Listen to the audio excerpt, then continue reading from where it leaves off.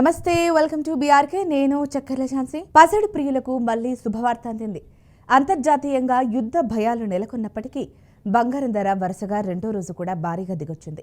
ఇవాళ మార్చి 4న హైదరాబాద్లో 22 క్యారెట్ల పుత్తడి ధర 2650 రూపాయలు తగ్గింది. దీంతో తులం 153,650 రూపాయలకి చేరింది. వెండి ధర మరోవైపు స్థిరంగానే ఉంది. ఇంటర్నేషనల్ మార్కెట్లో గ్లోబ్, సిల్వర్ రేట్లు మార్చి 3 నుంచి 4 మధ్య భారీగా తగ్గాయి.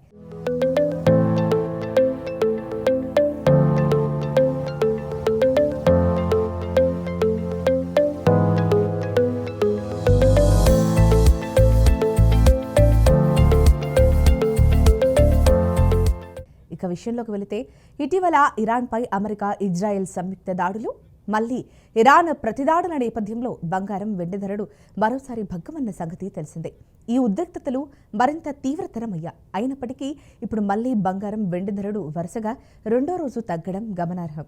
దేశీయంగా చూస్తే హైదరాబాద్ మార్కెట్లో ఇవాళ మార్చి 4న 22 క్యారెట్ల బంగారం ధర 2,650 రూపాయలు తగ్గగా తులం 1,54,650 వద్ద ఉంది. కిందటి రోజు అంటే మార్చి 3న కూడా 2,350 రూపాయలు తగ్గగా రెండు రోజుల్లో పసిడి ధర 5,000 తగ్గింది.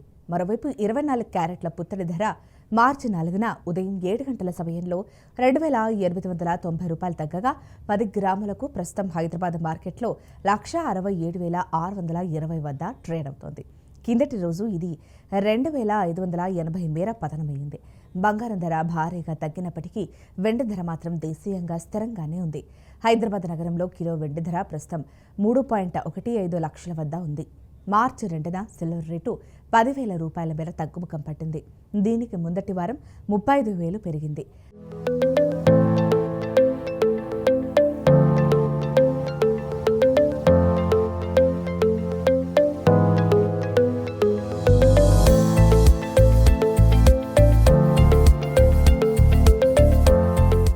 అంతర్జాతీయ మార్కెట్లో భారీ పతనం.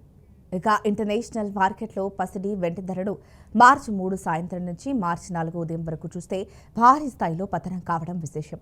స్పాట్ గోల్డ్ రేటు ప్రస్తుతం ఔన్సుకు $5,150 స్థాయిలో ఉంది. కిందటి రోజు ఇది $5,400 మార్క్ దాటి ట్రేడ్ అవ్వడం గమనార్హం. అక్కడి నుంచి ఇంట్రాడేలో ఒక దశలో $5,030 స్థాయి కూడా చేరింది. ప్రస్తుతం $5,150 మార్క్ వద్ద ఉంది. ఇక వెండి ధర ఏకంగా $95 స్థాయి నుంచి 15% పైగా పతనంతో $80 స్థాయికి చేరింది. ప్రస్తుతం $83 వద్ద ఉంది. బంగారం ధర పతనానికి కారణాలివే. అంతర్జాతీయ మార్కెట్లో తగ్గిన ధరలకు అనుగుణంగా దేశీయంగా మార్చి 4న ఉదయం 10 గంటలకు పసిడి, వెండి ధరలు ఇంకా తగ్గే అవకాశం ఉంది.